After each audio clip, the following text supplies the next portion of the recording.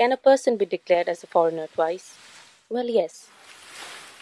This is what happened with Akbar Ali, a resident of Chatpura Chorgaon, under Jogikhopa police station of Assam's Bongaigaon district. It surely came as a rude shock for Ali when he was served with a notice by the Foreigners Tribunal. The notice came just a week after he was released from a Gwalpara detention camp.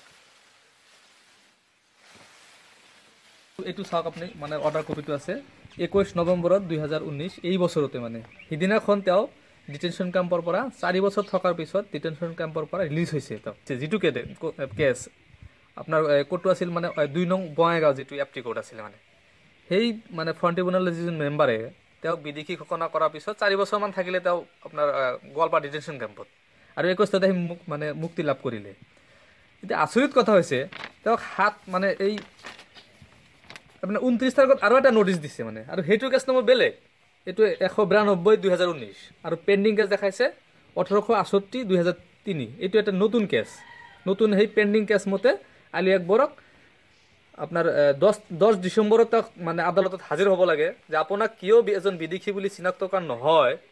হেতু প্ৰমাণ কৰিবলৈ তেওঁ আৰু উকিল ধৰি আৰু cash খেলিব লাগিব Ali was declared foreigner by a foreigners tribunal in December 2015. His name was apparently misspelt in the documents he provided for his identification. নাম এরকম বেশি আমার নাম হলো আকবর আলী নাম দিছে আলী আকবর দিয়া মোটামুটি এটা বাড়ি হলে জুর্গ বাটি বেড়াচর দিছে চটপড়া দিয়া এটা এই সন্দেহযুক্ত হিসাবে নোটিশ দিছিল দেওয়ার পরে আমি 3 বছর কেস খেলেছি খেলানোর পরে মোটামুটি 2015-তে লাস্টে দিল যে তুমি 31 তারিখে এসে তুমি সার্টিফিকেটটা নিয়ে যাবা ডিগ্রি হয়েছে সার্টিফিকেট নিয়ে গেছি চালান দিয়ে দিছে দেওয়ার পরে আমি 4 বছরের জেলে থাকলাম থাকার পরে যে এই অল্প কদিন এলো আমি আইছি জেলে গেলে But despite spending lakhs of rupees fighting legal battles, Ali failed to prove his indigeneity. আন কি করুম বাল বাচ্চা নিয়ে সব একটা না বিষ কিনে না খাইয়া মরবো আমার আর উপায় নাই আমি আর কেস মামলা করবার পাম না যা কিছু আমার স্বার্থ আছিল শেষ আমার আর এখন শক্তি নাই আমি কিছু করবার পাম না সরকারই করছে না মানুষের বিরুদ্ধে করছে ওটা তার আমি দেখি নাই কি রকম আমি তো আর জানি না মানুষের বিরুদ্ধে করছে না কি করছে উপরে আল্লাহ জানে স্বামীর সাথে গেছিলাম জেলে কোর্টে গেছিলাম যার পরে আমার স্বামী আমাকে 4 ঘরে বসায় থিয়ে গেছে যে তুমি এখানে বসে থাকো আমি হাজিরা সই করে আসি হাজিরা সই করে তার আসে নাকি ও বিয়ারেস করে নিয়ে গেছে তখন আমি কান্দাকাটি করছি চিগড়ে হুলুস্তুলি করছি কোর্টের সব মানুষ উকিল মোহরি সব যায় ওই উকিলের গাইল পাচ্ছে যে গরিব মানুষ নির্দোষী মানুষটাকে এরকম করে ফাঁসায় দিলে আজকে Over the past 4 years, Ali's family went through traumatic times. His children had to quit their education as they were economically drained. Ali was a daily wage earner.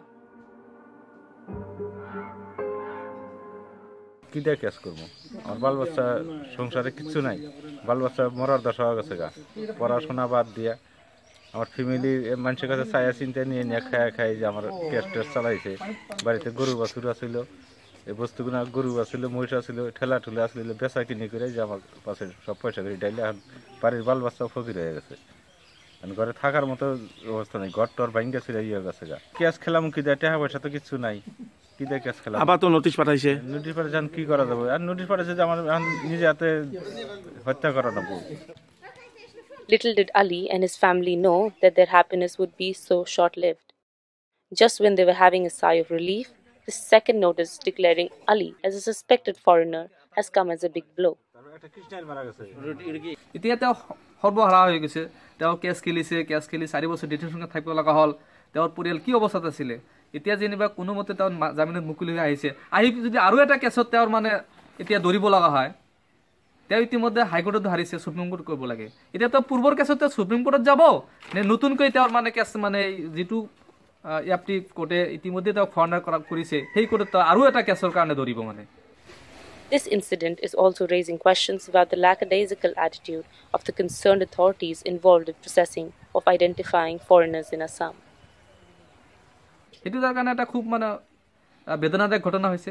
আসলতে কিয় কৰা হৈছে এটো বৰ্ডাৰ পুলিচে বঙাইগাঁও বৰ্ডাৰ পুলিচে তো কিয় মানে আৰু এটা মানে কেছ কৰিলে এটো খুব ৰহস্যজনক কথা আৰু আমি ভাবিছো যে মোৰ মানে এনেকুৱা মানে লাগে যে বৰ্ডাৰ পুলিচ বিলাক আসলতে এসি মানে তাতে বহি অফিসত বহি ফিল্ডত কোনো মানে তদন্ত নকৰাকৈ যধমতে যে এজন মানুহক বিদেশী সজাই ইয়াপ্তি কোৰ্টলৈ মানে কেছ প্লেন কৰিছে সেইটো মানে দেখিলেই এনেকুৱা এটা ধাৰণা হয়